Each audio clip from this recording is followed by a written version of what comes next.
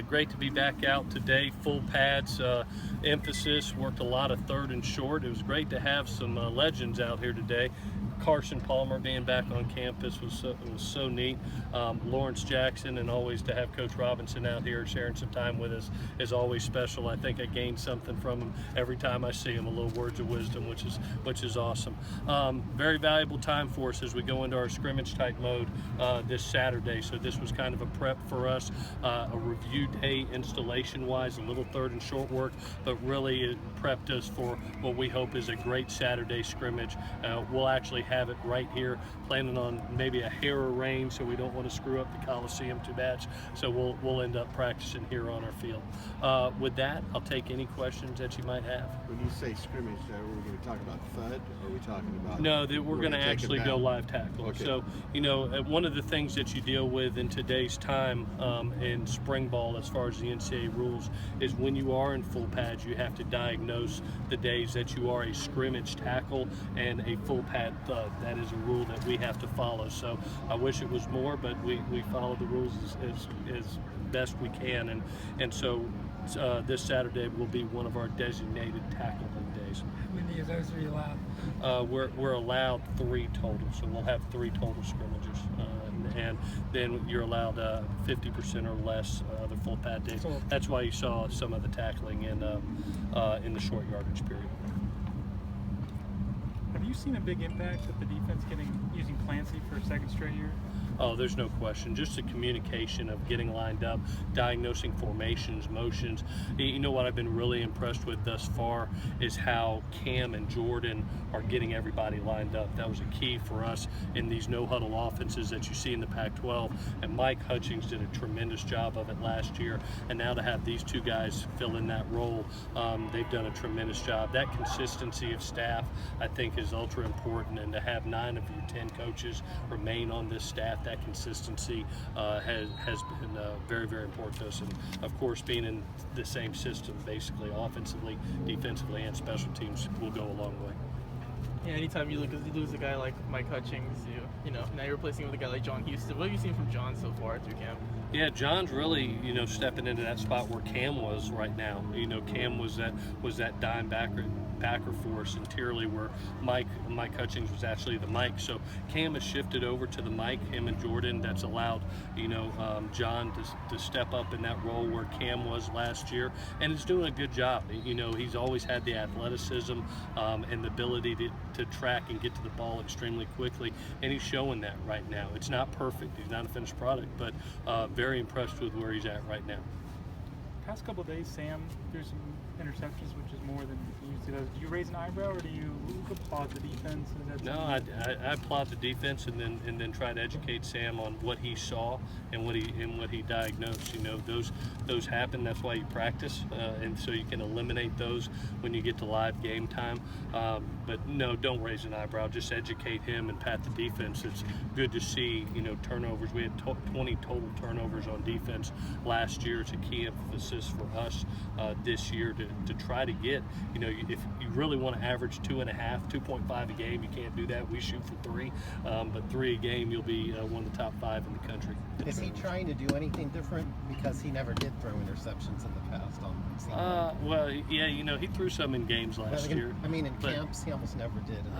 Yeah, he's thrown some. He's been really good, but he's thrown a couple over the last 2 days, and it's something, maybe getting used to wide receivers, getting back and trying some new concepts that we're doing and looking at, and getting comfortable with. This is your opportunity to do that, and then hone them in, going into fall camp and going into season. Speaking of wide receivers, who's impressed you? I know we're still kind of early, but yeah, who's caught your attention? Well, the guys that have been there the majority of the time, the Deontay and Daniel Mortababy, obviously you jump out at you, but the guy I've been ultra impressed with thus far has been Velus Jones. Just his speed and his explosiveness. He seems to have created an explosion play each and every day. So very impressed with his start thus far. Is that a Cedric Ware crew? Yeah, he got a little bit of a foot sprain, so we'll hold him. I doubt he'll scrimmage on Saturday. Hopefully, maybe we'll get him back for next week. What strides have you seen from Wole? I mean, him coming in as early last spring at the very beginning to now. We were actually talking about it the other day. If you watch this practice last year compared to now, it's night and day. You're looking at basically a baby doe who's turned it into a big buck deer, and really just his sense of knowing what to do assignment wise. I've always believed confusion creates hesitation, and he's such an athletic person. His power, speed, explosion. Now there's that confusion started to be limited, and you really see his explosiveness off the edge. There's times that you see Chin on one side and him on the other, and that's a nightmare for quarterbacks and tackles because they're really coming off the edge and doing a tremendous job. As much talk as there is about the offense going forward, is this defense, do they have the potential to kind of carry you to get you started? Yeah, I'll be honest with you. Just going through these 5 practices right now, I feel personally like we have more work to do offensively right now than maybe defensively. I look up and three of the 4 defensive line are still there. You got an experienced guy with Cam. You're looking at all 4 defensive backs that were out there down the first team have played ball. 3 of the 4 have played a lot of ball. So offensively, I think there is some work to do. Obviously, you look at Sam and you look at Rojo and you look at Deontay and Daniel, but there's some work that has to be done in the offensive line with some young people, as well as these outside receivers that we've got to develop in a hurry. So right now, defensively, I see a lot of consistency, and obviously when you're early in camp with young people, you expect to be the offense be a little bit behind, and right now that's the way it feels. How do you feel about the level of play right now with the tackles, offensive tackles? Obviously Chuma's played a lot of ball, so he stands out. Roy, I've been impressed with his athleticism. Hoping he gets a little bit more consistency, technique, and fundamentally, he was moved from guard to tackle back and forth last season, and now he's settling in at right tackle. We'll see how that goes. I've been extremely impressed with Andrew Voorhees, who's had the opportunity to play some right tackle, and the job that he is doing. And then, Clayton Johnson's doing a nice job behind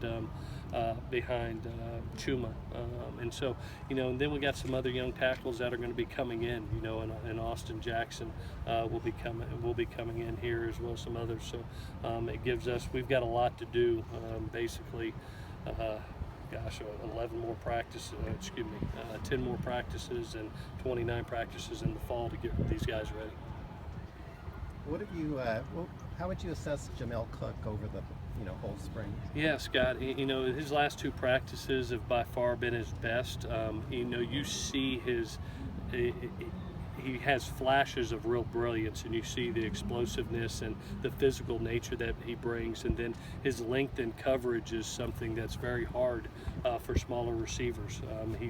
He kind of engulfs them. It's hard to find a little wideout when he's around.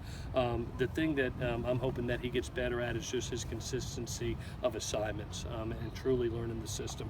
He's a little bit behind because of having to go through surgery, not really getting that fall. So this is really his first camp, and the flashes of brilliance have really excited us. Now we've got to get more assignments in. Let's do one more. When you saw Pete Carroll at Pro Day, Yeah. and you get a chance to talk to him, is it just small talk? Does he give you any tips on when he was here? No, you tap his brain? Or? Yeah, every time I get around somebody that I think's an absolute great coach, like Coach Carroll, you try to pick things from him, and I did.